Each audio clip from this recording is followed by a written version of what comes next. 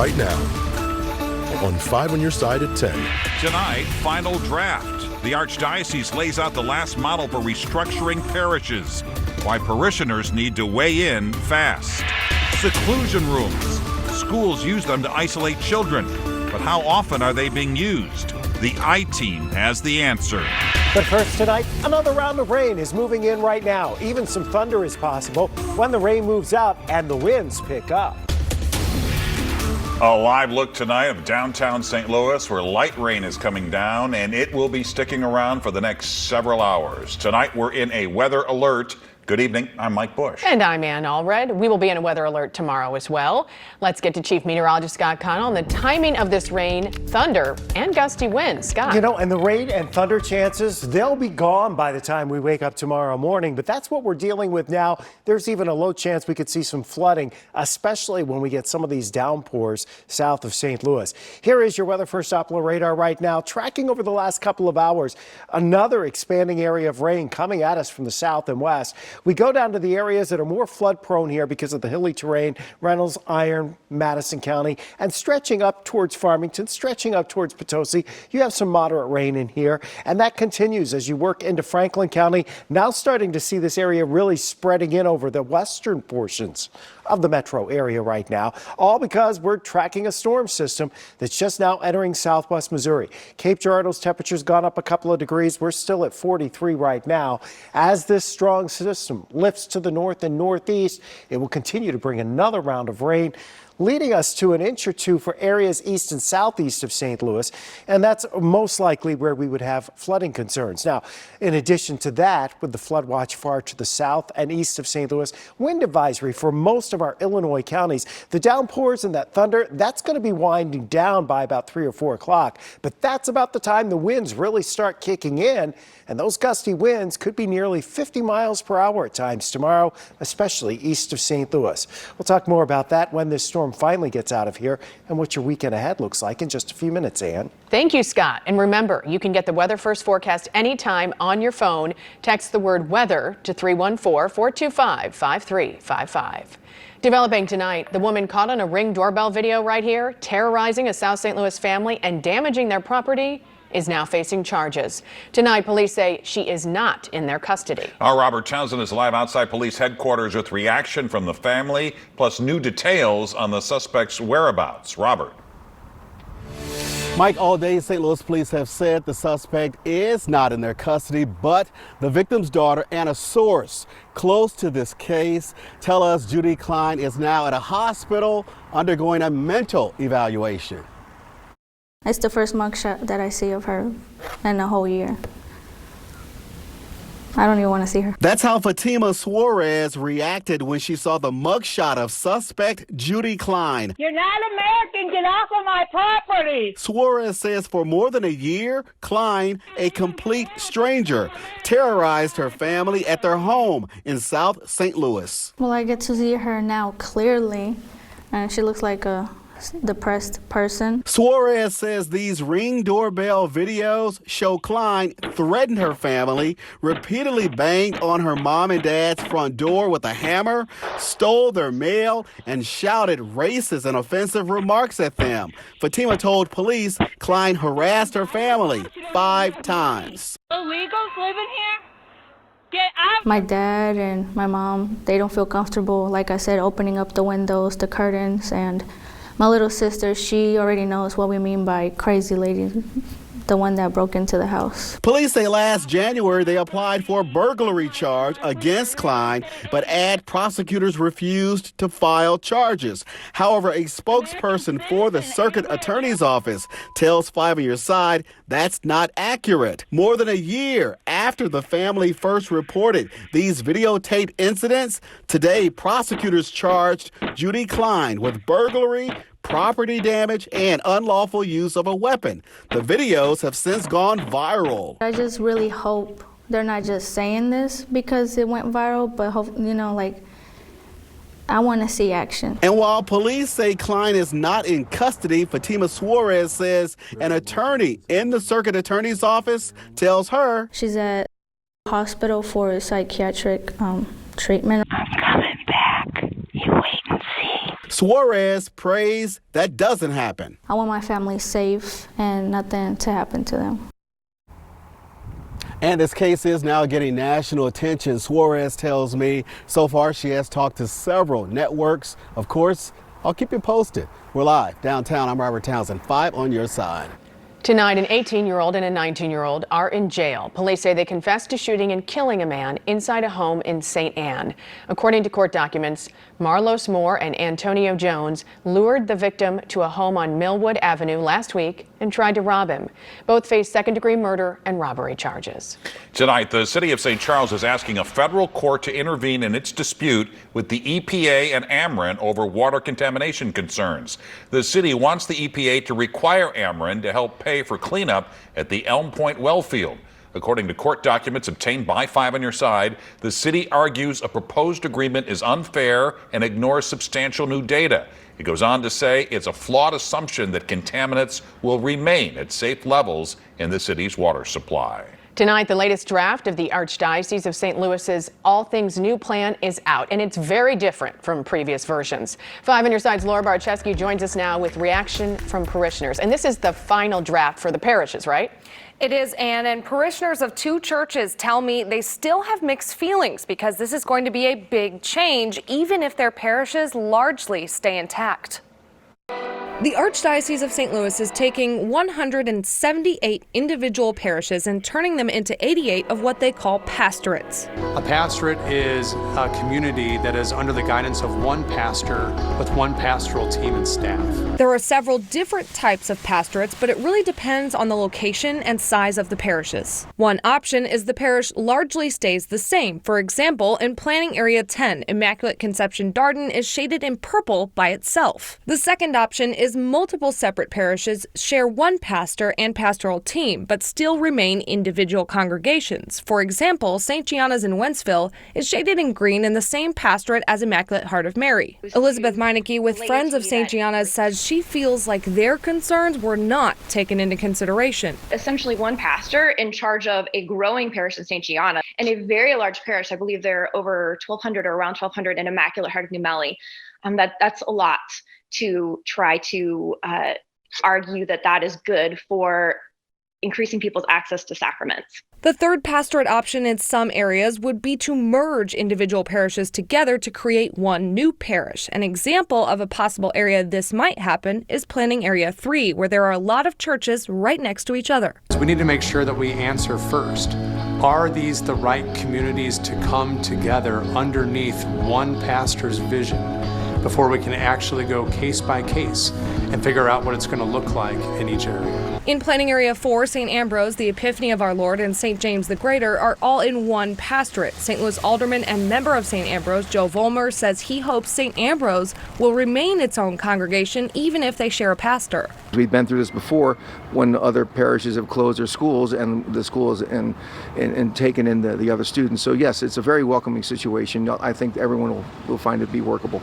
He says St. Ambrose, like many other churches, is the life of the community. Without the church, this would just be another neighborhood, I believe. Unfortunately, the church has been it's what they call the heart of the hill here.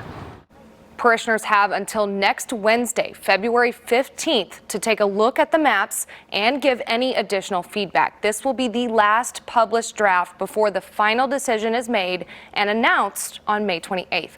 We have a link to all this information in the As Seen on TV section of our website. Laura, thanks. Reimagining St. Louis public schools. That's the goal of an ongoing initiative. The focus, having community engagement to produce results. Our Brent Solomon is just back from the citywide plan for education meeting. Brent? And the effort began last April. They're a little more than halfway through the process. A process that so many people right here in our communities are wholeheartedly invested in.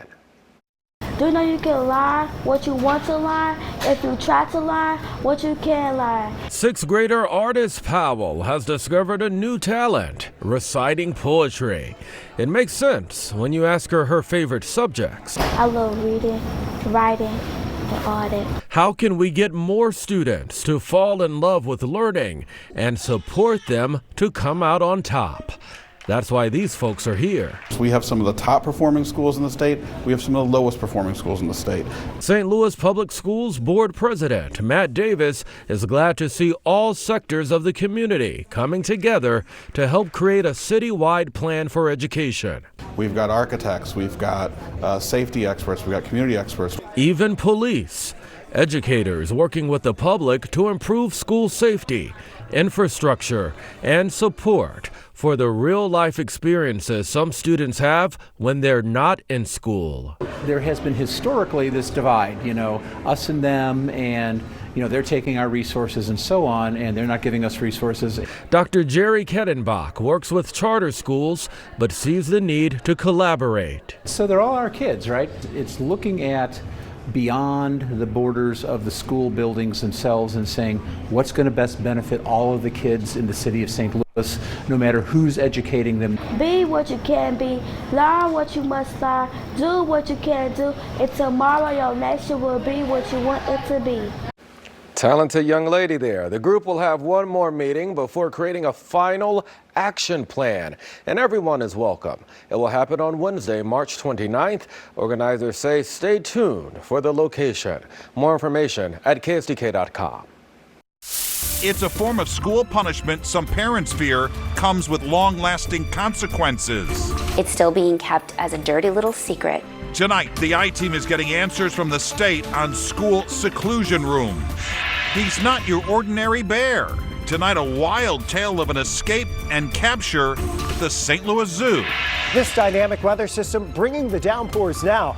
The changes it brings by early Thursday that may have the lights in your house flickering. They're controversial. Many critics call them harmful. They're called seclusion rooms. Many school districts say it's a last resort. Others say that's not the reality. Tonight, the I-Team's Paula Vassan delves into new data that shows just how often they're being used. This is healing Soft. for 16-year-old Frankie Bono. Do you have that side brushed well? Yes. It's his happy place. An escape from the trauma. Lucky. He still has flashbacks. Hey, slow down, slow down. Frankie is remembering his time in seclusion rooms. They're often small rooms where kids seen as especially disruptive are placed. It is discrimination based on disability. The I-Team interviewed Tracy Bono a few years ago after she discovered what happened to her son, Frankie. He has autism. They did not document and did not tell me, and then finally confessed to using them. She now has him in private school. But we really can't afford it. Is she soft? Right now, she's suing her son's former school district, Francis Howell, for discrimination. A school spokesperson tells us they can't comment on pending litigation. Bono believes schools shouldn't be using the rooms at all. It's still being kept as a dirty little secret. But she says parents around the state tell her educators are using seclusion as punishment. That's against state law. This was one story I heard. My child refused to sharpen his pencil. He was put into the room. A spokesperson with the Missouri Department of Elementary and Secondary Education says seclusion rooms are used in limited situations, mainly when a student's behavior poses a serious threat of harm to themselves or others. What happened to my son, unfortunately, is not an out of the ordinary thing. When we first reported on this topic, the state's education department didn't keep track of seclusion rooms. Now they do. And for the first time, we're seeing how often kids are being put in these rooms. In the past 6 months in Missouri, data shows there were more than 4,300 incidents of seclusion. Often the same kids are being put in these rooms over and over again. In some cases, the seclusion lasted more than 3 hours. It's the tip of the iceberg. The numbers show seclusion is happening to less than 1% of students in Missouri's public schools. That's what they're voluntarily reporting? What are they not reporting? The I-Team talked with at least 7 parents across the state who believe many students are suffering in silence. That is the problem.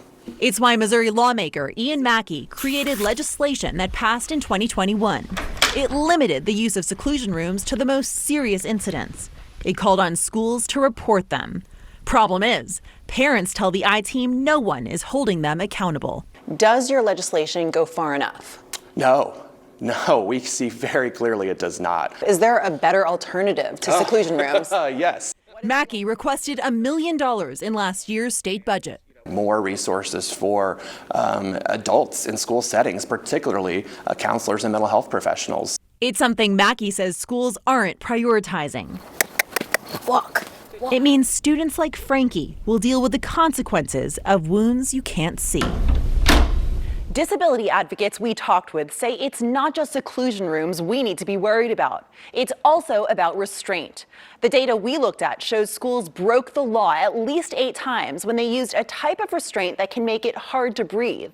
It can cause injury, even death. Want to reach out to me about this story? Email Paula at ksdk.com. For the I-Team, Paula Vasan, 5 on your side. The Missouri Department of Elementary and Secondary Education has another new report about seclusion in schools. It shows a slight increase in the number of schools reporting. Disability advocates say that's an important step for transparency. Tonight, the St. Louis Zoo confirms one of its bears is back in captivity after escaping its enclosure. Zookeepers say the male bear named Ben was able to get out of its habitat in the river's edge. We're told Ben was messing with the mesh enclosure and was able to climb through a small hole. About 90 minutes later, staff members were able to tranquilize the animal and safely move it to a holding area. According to the St. Louis Zoo, there are no signs of human error or tampering. This happened yesterday morning before the zoo opened to the public. No one, including the bear, was hurt. Well, as we mentioned earlier, we are in a weather alert tonight. Weather First Chief Meteorologist Scott Connell is tracking heavy rain and storms. You know, we have been watching this storm for a few days, knew it was going to come into our area, knew it was going to bring some heavier rain. We've seen that with the first wave this evening, and now another batch starting to push into the metro area at this hour. And thunder certainly possible here with these heavier bands of showers as they continue to ride towards the northeast right now and slide towards the St. Louis area. We look back into St. Charles County, back into Franklin County, out here into Gasconade and Warren counties. Rather soggy now as this rain has picked up in these areas. It's heavier as you head from Farmington over Highway 32 towards St. Genevieve. Chester has some heavy rain, St. Mary as well, Bonne Terre. So 67, it is wet and soggy this evening as you work your way south of St. Louis. Here's a broader picture. There's a lot of moisture with this system being lifted out of the Gulf of Mexico. On the wraparound side, we're starting to see some wet snow, parts of Oklahoma and into Kansas. This moisture feed of warm, humid air coming out of the Gulf of Mexico, feeding these storms down across western portions of Kentucky, Tennessee, into Mississippi. The worst of the severe weather certainly stays well to our south and southeast, but with the potential still for a few more hours of heavier rainfall, we could have some flooding concerns, especially in that hilly terrain down into Madison, as well as Iron and Reynolds County, Perry County in Illinois, and then over towards Mount Vernon. Here's the waves. You just have wave after wave of these showers coming through. That's while the storm system moves over central portions of Missouri and actually gets stronger as we head through the overnight hours into early tomorrow morning. By 3 or 4 o'clock tomorrow morning, most of the rain has shifted away from St. Louis. The backside of this that tries to come in could produce a few sprinkles, maybe even some snowflakes as you head up towards Bowling Green, up towards Clarksville in Louisiana, Missouri. But for most of us, it'll be all about the winds starting at 9 o'clock tomorrow morning, because as this storm system intensifies, the winds will whip around the western side of this and pull to the west. And as the storm lifts away, our winds could gust 40 to 50 miles per hour, especially going east of St. Louis and towards the Interstate 57 corridor. That's why areas east and southeast of St. Louis have the wind advisory, 40 to 50 mile per hour wind gusts. As we go through tomorrow morning, they'll start to settle down towards lunchtime. The strongest winds are actually forecast to be over into the Ohio Valley, but these are strong enough winds where you could have a couple of power lines knocked down by some tree branches. Then on Friday, the winds are a little less. The temperatures are down into the upper 30s and lower 40s, and we might catch a flake or a sprinkle. We'll stay in our weather alert for Thursday morning because of those winds. And again, don't be surprised if there's at least a few spot power outages early tomorrow morning. Next week, we have some rain coming along about Tuesday, Wednesday, and Thursday. All right, Scott, thank you. Frank, what's coming up? And we have a good one for you tonight. A Mizzou star became a legend. We have Jason Tatum and a young man from Washington U who chose basketball over money. The Sports Desk is brought to you by Jim Butler Chevrolet, the Midwest's #1 Chevy dealer, 10 years running. The Blues haven't played a game in 11 days. They will be back on the ice practicing tomorrow and host the Coyotes Saturday. I don't want to say they have no shot. However, hockeyreference.com gives them a 1.8% chance of making the playoffs.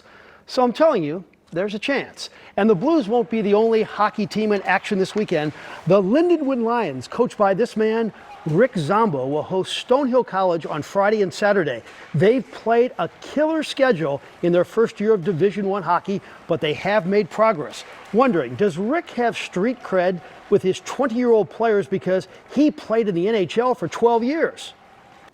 No, I have no street cred. You know, I'm one of the guys. I'll never be their friends. I give them a hard time. They give me a hard time. Occasionally, I'll see them watching YouTube of me. But what I did as a player, I really don't think so. We try to teach kids respect nowadays, so maybe by the time the season's over with, not only do we have more wins, but they have more respect for my history. Celtics hosting the 76ers. Jason Tatum was quiet, but he did have the biggest moment of the game right here on this floater over Joel Embiid. He had 12. Boston wins at 106-99. Friday is another big night for high school hoops, and the Alton Redbirds will be in action again. The girls are 27-1 on the season. To no surprise, that's a school record for wins. But that was just one goal for this team. They're planning to add 2023 to that banner a few more times. We knew it would be special. We set a lot of goals for ourselves this summer, standing right here, kind of looking up there at the conference, the regional. We knew it would be special. I don't know if we thought we'd go undefeated as long as we did, and we just tried to ride that wave as long as we could. Congrats to Steve Stepanovich of Mizzou. Today he was named an SEC legend. He will be honored at the SEC tournament in Nashville, and why not? An All-American, and when he graduated, he was the all-time leading scorer and rebounder. Throw in 4 Big 8 titles and 100 wins, and you have the definition of a legend. Charlie Jacob from Washington U won't be the second pick in the NBA draft like Stipo, but what a career he's enjoying with the Bears. He's the definition of a student athlete, getting his master's degree in finance. With the help of editor Randy Schwenker, we give you his story. When he has the ball in his hands, good things happen. This is Charlie Jacob from Washington U. He could have walked right out of the gym last year and made 6 figures in a consulting job. He turned it down. It comes down to a values thing for me, and I'll always have time for that once this is over. But once I say goodbye to this opportunity, I can never go back. This opportunity is to lead the Bears to another NCAA tourney. That's Charlie in the middle of this scrum, motivated. Not only is he a great player, but a great leader, and just having another year of Charlie in our program, helping our young guys, and then certainly his performance on the court. On the court, how about shooting a stunning 51% from three-point range? How about being the defensive player of the year in the conference? That's Charlie on the deflection. How about averaging 13 points a game? Charlie draws much of his strength from his teammate from last year, Justin Hardy, who died of stomach cancer.